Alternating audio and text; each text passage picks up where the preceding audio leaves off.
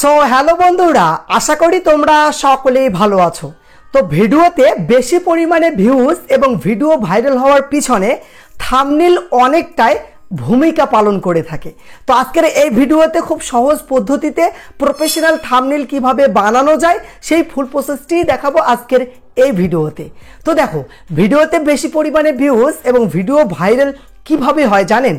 যখন কোনো ভিডিওতে ইমপ্রেশন ক্লিক থ্রু রেট বেশি আসে তখনই কিন্তু একটা ভিডিওতে বেশি পরিমাণে ভিউজ এবং ভিডিও ভাইরাল হয়। আর ইমপ্রেশন ক্লিক থ্রু রেট তখনই বেশি আসে যখন কোনো ভিডিওর থাম্বনেলে মানুষ বেশি পার্সেন্ট ক্লিক করে, তখনই কিন্তু ইমপ্রেশন ক্লিক থ্রু রেট বাড়ে। আর ইমপ্রেশন ক্লিক থ্রু রেট বাড়লেই কিন্তু ভিডিও ভাইরাল হয়। তোমরা যখন একটা ভিডিও আপলোড করছো, আপলোড করার 1.5 থেকে 2 ঘন্টার মধ্যে দেখবে যে একটা গ্রাফ শো করায়, এখানে ভিডিওর যে র্যাঙ্কিং সেই গ্রাফটি শো করায়। প্রথমে দেখায় যে ভিডিওটি কত নাম্বার র্যাঙ্কিংয়ে চলছে, তারপরে দেখায় যে ভিডিওতে কতগুলি ভিউজ আসলো, তো তারপরে দেখায় ইমপ্রেশন ক্লিক থ্রু রেট কত পার্সেন্ট এসেছে, তারপরে দেখায় যে অ্যাভারেজ ভিউ ডিউরেশন। তো ইউটিউব দুইটা জিনিস দেখে ভিডিও ভাইরাল করায়। কীরকম? যদি দেখে যে ইমপ্রেশন ক্লিক থ্রু রেট মানে থাম্বনেলে বেশি পার্সেন্ট মানুষ ক্লিক করছে আর অ্যাভারেজ ভিউ ডিউরেশন মানে ভিডিওটি বেশিক্ষণ ধরে মানুষ দেখছে, তবেই কিন্তু একটা ভিডিও ভাইরাল হয়। তো কি বুঝতে পারছো এখান থেকে বোঝা যাচ্ছে যে thumbnail main important. Video viral করার জন্য, ভিডিও র্যাঙ্ক করার জন্য থাম্বনেল মেন ইম্পর্টেন্ট। যত পার্সেন্ট মানুষ ক্লিক করবে ততই কিন্তু ভিডিওর ইমপ্রেশন ইউটিউব তত নিত্য নতুন লোকের কাছে পাঠাবে। তো চলুন বেশি কথা না বাড়িয়ে ভিডিওটি শুরু করি। আর হ্যাঁ, তোমরা যদি আমার চ্যানেলে নতুন এসে থাকো তাহলে দয়া করে চ্যানেলটি সাবস্ক্রাইব করতে ভুলবেন না। তো চলুন। তো দেখো, তোমরা অনেকেই অনেক অ্যাপ্লিকেশনের মাধ্যমে থাম্বনেল বানাও। তো আমি তোমাদের রেকমেন্ড করব এই যে পিক্সেল ল্যাব অ্যাপের মাধ্যমে থাম্বনেল বানাও, কারণ এই অ্যাপ্লিকেশনের মাধ্যমে অল্প সময়ের মধ্যে খুব সুন্দর সুন্দর থাম্বনেল এডিট করা যায়। তো আমি এই অ্যাপ্লিকেশনের মাধ্যমেই থাম্বনেল বানাই। তোমরা প্লে স্টোর থেকে এই অ্যাপ্লিকেশনটি ইনস্টল করে নিবে।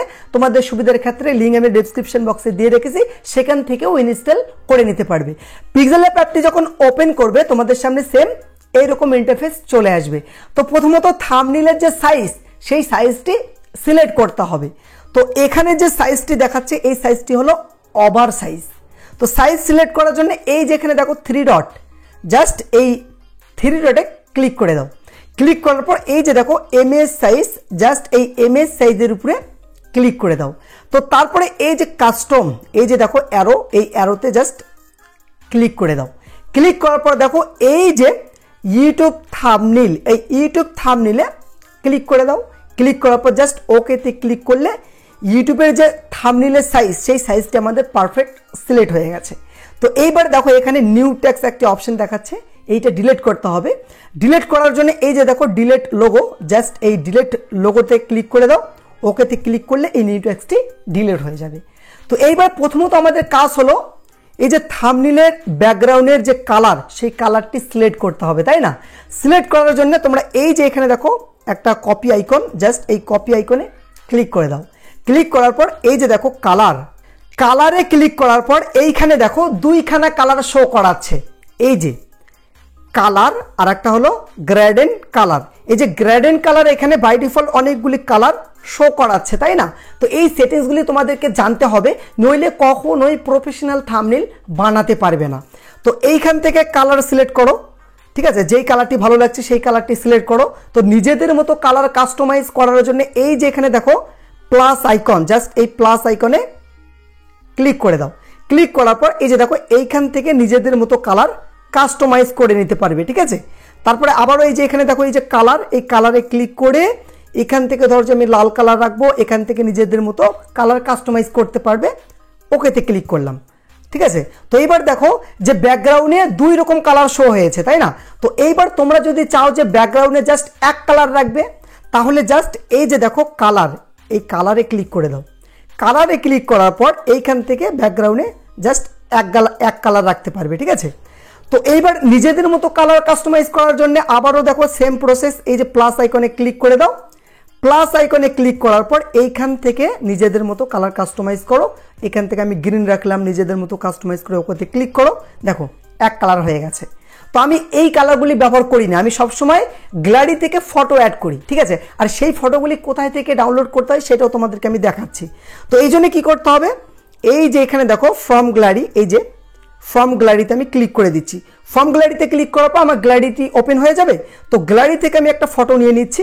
গ্যালারি থেকে আমি এই যে ফটোটি ব্যাকগ্রাউন্ডে সেট করব, তাই জন্য এই ফটোটি আমি সিলেক্ট করে নিলাম, রাইটে ক্লিক করলাম। ঠিক আছে, তো এই ফটোগুলি ডাউনলোড কিভাবে করা যায়, তোমরা সরাসরি ক্রোম ব্রাউজার অ্যাপ্লিকেশনটি ওপেন করে নিবে। ওপেন করার পর সার্চ করবে thumbnail image, just thumbnail image লিখে সার্চ দিয়ে দিবে। সার্চ দেওয়ার পরে এই যে ইমেজ, জাস্ট এই ইমেজে ক্লিক করবে। ইমেজে ক্লিক করার পর দেখো এখানে অনেকগুলি ইমেজ চলে এসেছে। তো এইখান থেকে এই ইমেজগুলি তোমরা ডাউনলোড করে নিবে। ঠিক আছে, তো আমি এইরকমভাবেই ডাউনলোড করি। ঠিক আছে, তো এইবার দেখো প্রথমত এখানে কি করতে হবে, ফটো অ্যাড করতে হবে। ফটো, তাই না? ধরো যে তোমার ফটো অ্যাড করবে, তাহলে কি করতে হবে, এই যে দেখো জাস্ট এই যে প্লাস আইকন, এই প্লাস আইকনে ক্লিক করে দিবে। তারপরে দেখো এই যে ফর্ম গ্যালারি, এই ফর্ম গ্যালারিতে ক্লিক করে দিবে। গ্যালারি থেকে তোমার ফটো অ্যাড করবে। তো দেখো আমি গ্যালারি থেকে জাস্ট এই ফটোটি অ্যাড করছি। ফটোটি আমি অ্যাড করলাম, রাইটে ক্লিক করলাম। তো এবার দেখো ফটোর যে ব্যাকগ্রাউন্ড, সেই ব্যাকগ্রাউন্ডটি কিন্তু রিমুভ হয়নি।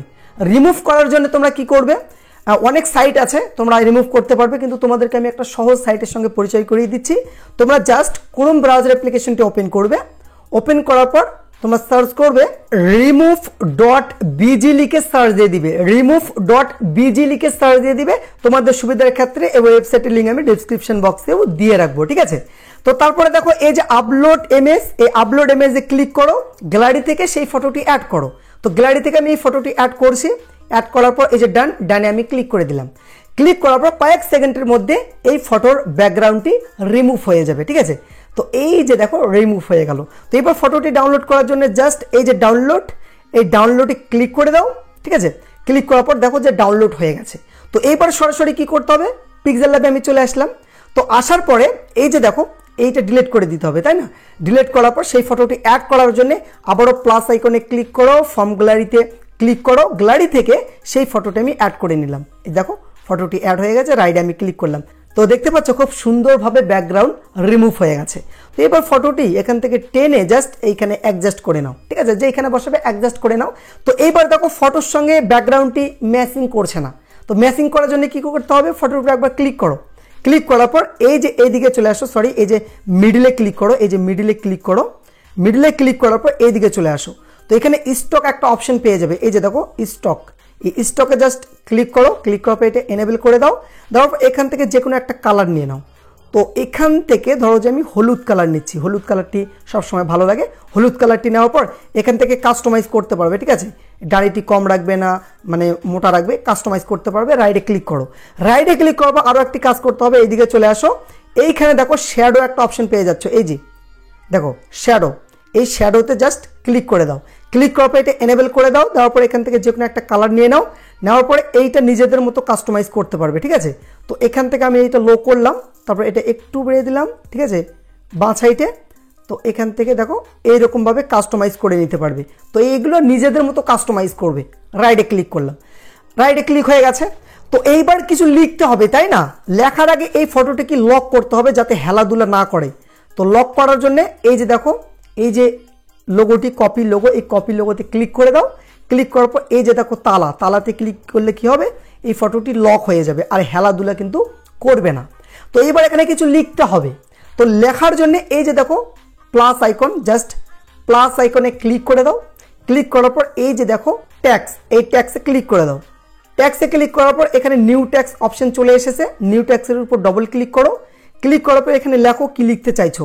তো আমি লিখবো, থাম্বনেলটি বানাচ্ছি যে ইউটিউবের নিউ পলিসি। তো এখানে আমি বাংলায় লিখবো ইউটিউব লিখলাম, ওকেতে ক্লিক করে দিলাম। তো এবার লেখাটি একটু বড় করলাম। ঠিক আছে, বড় করছি। দেখো লেখাটা যে বড় করলাম, তো লেখার যে ফন্ট, সেই ফন্টটি কিন্তু ভালো লাগছে না। আমি লাইভে গিয়ে অনেকেরই চ্যানেল চেক করে দেখছি যে তোমরা এই যে নর্মাল লেখা লিখছো, সেই কারণে লেখাগুলি ভালো লাগছে না। তো এই ফন্টটি চেঞ্জ করতে হবে। ফন্ট চেঞ্জ করার জন্য কি করতে হবে, এই যে দেখো এই এর অপশনে ক্লিক করে দাও। এর অপশনে ক্লিক করার পর জাস্ট নিচে চলে আসো, মানে এইদিকে চলে আসো। আসার পর এই যে এখানে দেখো এবি ফন্ট একটা অপশন পেয়ে যাচ্ছ। এই এবি ফন্টের উপর ক্লিক করো। ক্লিক করার পর এই যে দেখো যে ফন্টস, এখানে বাই ডিফল্ট অনেকগুলি ফন্টস থাকবে। ঠিক আছে, তো এই ফন্টগুলি নয়, ফন্ট ব্যবহার করতে হবে এই যে মাই ফন্ট, এই মাই ফন্টে ক্লিক করো। তো এইখানে যে ফন্টগুলি দেখতে পাচ্ছ এই ফন্টগুলি আমি ডাউনলোড করে পিক্সেল ল্যাবে অ্যাড করেছি, ঠিক আছে, প্রফেশনাল ফন্ট এগুলো। তো এইরকম ফন্ট ডাউনলোড করে পিক্সেল ল্যাবে কীভাবে অ্যাড করতে হয় এটি নিয়ে আমি ভিডিও বানিয়েছি। এই ভিডিওটি দেখালে ভিডিওটি অনেক লম্বা হয়ে যাবে। ভিডিও লিঙ্ক আমি এন্ড স্ক্রিন এবং ডিসক্রিপশন বক্সে দিয়ে রাখবো, সেখান থেকে ভিডিও দেখে আরামসে ফন্টগুলি অ্যাড করতে পারবে পিক্সেল ল্যাবে। তো এখান থেকে আমি একটা ফন্ট চুজ করছি। তো এখান থেকে আমি এই ফন্টটি অ্যাড করছি, ফন্টের উপর ক্লিক করলাম, এবার ওকেতে ক্লিক করলাম। তো এইবার দেখো লেখার যে স্টাইল সেই স্টাইল কিন্তু খুব সুন্দর হয়েছে, তাই না? দেখো লেখাটা দেখতে খুব সুন্দর লাগছে। তো লেখাটা কিন্তু এখনও ভালো লাগছে না, ভালো করার জন্য কি করতে হবে, লেখার উপরে ক্লিক করো, ক্লিক করার পর জাস্ট এইদিকে চলে আসো, আসার পর এই যে দেখো কালার, জাস্ট কালারে ক্লিক করো, কালারে ক্লিক করার পর লেখার কালারটি চেঞ্জ করো এখান থেকে। তো আমি এখান থেকে জাস্ট তোমাদের দেখানোর জন্য হলুদ কালার সিলেক্ট করলাম, রাইটে ক্লিক করলাম। রাইটে ক্লিক করার পর তোমরা আবার এইদিকে চলে আসো, আসার পর এখানে দেখো পেয়ে যাচ্ছ স্টক, জাস্ট এই স্টকে ক্লিক করো, স্টকে ক্লিক করার পর এনেবেল করো। এখান থেকে আমি লাল কালার নিয়ে নিলাম, লাল কালার নেওয়ার পর স্টকটি এখান থেকে কমা বাড়া করতে পারবে। তো এখান থেকে আমি জাস্ট 3 এবং 4 এরকম রাখি, আমি 3 রাখলাম, রাইটে ক্লিক করলাম। তো তারপরে তোমরা কি করবে, এই যে দেখো স্টক, জাস্ট শ্যাডোতে ক্লিক করে দাও, শ্যাডোতে ক্লিক করার পর এনেবেল করো। এখান থেকে আমি আবারও এখান থেকে লাল কালার নিয়ে নিলাম, তোমাদের পছন্দ মতো কালার নিয়ে নিবে, ঠিক আছে। তারপর রাইটে ক্লিক করলাম, লেখাটি টেনে আমি বড় করে নিচ্ছি। তো তারপরে মিডিলে অ্যাডজাস্ট করে নিবে। ধরো যে আমি লেখাটি এই জায়গায় রাখবো, প্রথমে তোমরা লিখবে, লেখার পর লেখার ফন্টটি চেঞ্জ করবে, তারপরে কালার করবে, তারপর স্টক শ্যাডো লাগাবে, তবেই কিন্তু একটা লেখা ফুটে ওঠে। এই লেখাটি আরও ফোটার জন্য কি করতে হবে, এই যে দেখো এই যে পেন্সিল আইকনে জাস্ট ক্লিক করে দাও, পেন্সিল আইকনে ক্লিক করার পর জাস্ট এই যে কপিতে ক্লিক করলে এই লেখাটি সেম টু সেম কপি হয়ে যাবে, কপি হয়ে গেছে। তো এইবার টেনে এরই উপরে একটু ডেড়ে করে দাও, একটু ডেড়ে করে দিলে দেখো লেখাটি কিন্তু দেখতে আরও সুন্দর লাগছে, তাই না? তো এবার এই লেখাগুলি লক করতে হবে যাতে হেলাধুলা না হয়। সেম প্রসেস, এই যে কপি লোগোতে ক্লিক করে দাও, কপি লোগোতে ক্লিক করার পর এই যে দেখো এই যে তালা, এই তালাতে ক্লিক করলে এই লেখাগুলি লক হয়ে যাবে, আর কিন্তু হেলাধুলা কিন্তু হবে না, ঠিক আছে। তো এইবার তোমাদেরকে আর একটা জিনিস দেখাই, এই যে দেখো প্লাস আইকনে ক্লিক করে দাও, প্লাস আইকনে ক্লিক করার পর এই যে দেখো শ্যাপস, এই শ্যাপসে ক্লিক করে দাও। শ্যাপসে ক্লিক করার পর এইখানে দেখো একটা সাদা কালারের একটা শ্যাপস চলে এসেছে, তাই না? তো এবার রাইটে ক্লিক করে দাও, রাইটে ক্লিক করার পর এই দিকে একটু চলে আসো। তো এইখানে একটা অপশন পেয়ে যাচ্ছ ইরেজ, এই যে দেখো ইরেজ বলে একটা অপশন পেয়ে যাচ্ছ, এই ইরেজে জাস্ট ক্লিক করে দাও। ক্লিক করার পর এই যে এখানে একটা লোগো দেখা যাচ্ছে, এই লোগোতে ক্লিক করে দাও। লোগোতে ক্লিক করার পর এইখান থেকে ধরো যে এইরকম করে টেনে আমি এই জায়গাটি ইরেজ করে নেব, ঠিক আছে। তারপরে এই যে দেখো এই লোগোতে ক্লিক করে দাও, ক্লিক করার পর আমি যদি রাইটে ক্লিক করি, দেখো এই সাইডটি কিন্তু ইরেজ হয়ে গেছে। তো এইবার এটি টেনে আমি বড় করে নিচ্ছি, টেনে আমি একটু বড় করে নিচ্ছি, ঠিক আছে। তো এবার দেখো ফটোটি কিন্তু পিছন দিকে চলে গেছে, তাই না? পিছন দিকে চলে গেছে। তো পরে আমি সেটা দেখাচ্ছি, আগে এইটার কালার চেঞ্জ করতে হবে। কালার চেঞ্জ করার জন্য এইদিকে চলে আসো, এইদিকে চলে আসো, এইখানে দেখে পেয়ে যাচ্ছ এই যে কালার, জাস্ট এই কালারে ক্লিক করো, কালারে ক্লিক করে এটি এনেবেল করে দাও। এখান থেকে পছন্দ মতো কালার চুজ করে নাও।